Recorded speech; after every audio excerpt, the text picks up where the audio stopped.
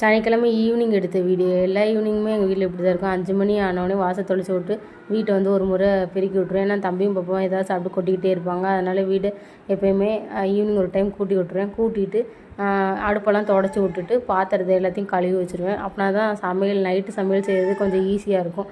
எல்லா வேலையும் முடிச்சுட்டு தம்பியும் பாப்பாவையும் ரெடி பண்ண ஆரம்பிச்சிடுவேன். 2 பேரையும் குளிக்க வச்சுட்டு ட்ரெஸ் சேஞ்ச் பண்ணி விட்ருவேன். தம்பியாவது எப்படியாவது ட்ரெஸ் சேஞ்ச் பண்ணி விட்ருவேன். ஆனால் பாப்பா ரொம்ப சேட்டை பண்ணுவான். அவளையும் ஒரு வழியாக ட்ரெஸ் சேஞ்ச் பண்ணி விட்டுட்டு நானும் போய் குளித்து ரெடி ஆகிட்டு வந்துடுவேங்க. வந்துட்டு வீட்டில் கொஞ்சம் மல்லிகைப்பூ இருந்துச்சு, பூத்துருந்துச்சு. அந்த மல்லிகைப்பூவை கட்டி சாமி ஃபோட்டோவுக்கு போட்டு தீபம் ஏற்றியாச்சு. 6 மணிக்கு மேலே எப்போயுமே டெய்லி எங்கள் வீட்டில் தீபம் ஏற்றிடுவோம். ஏற்றி முடிச்சுட்டு நானும் சாமி கும்பிட்டுட்டு இன்றைக்கி சனிக்கிழமைன்றதுனால சாம்பிராணி போடுவோம். எப்போயுமே வீட்டுக்கு சாம்பிராணி போட்டு ஃபுல்லாக வீட்டுக்கு காமிச்சிட்டு வந்து முடிச்சுடுவேங்க. சாம்பிராணி காமிச்சா தான் கொஞ்சமாவது வீடு கொஞ்சம் பாசிட்டிவாக இருக்கிற மாதிரி எனக்கு ஒரு ஃபீல். அதனால் எவ்ரி சாட்டர்டே வீட்டில் கொஞ்சம் சாம்பிராணி போட்டு சாமி கும்பிட்ருவேன். அப்புறம் தம்பி அம்மா காஃபி வேணும்னு கேட்டிருந்தா, ஸோ அவனுக்கும் எங்களுக்கும் சேர்த்து காஃபி போட்டு குடிச்சிட்டு நைட்டு டிஃபன் ரெடி பண்ண வந்துட்டேன். நைட் டிஃபனுக்கு இட்லியும் தக்காளி சட்னி தாங்க வச்சுருந்தேன். இட்லி ஊற்றிட்டு தக்காளி சட்னி வச்சுட்டு அதை தாளித்து விட்டேங்க.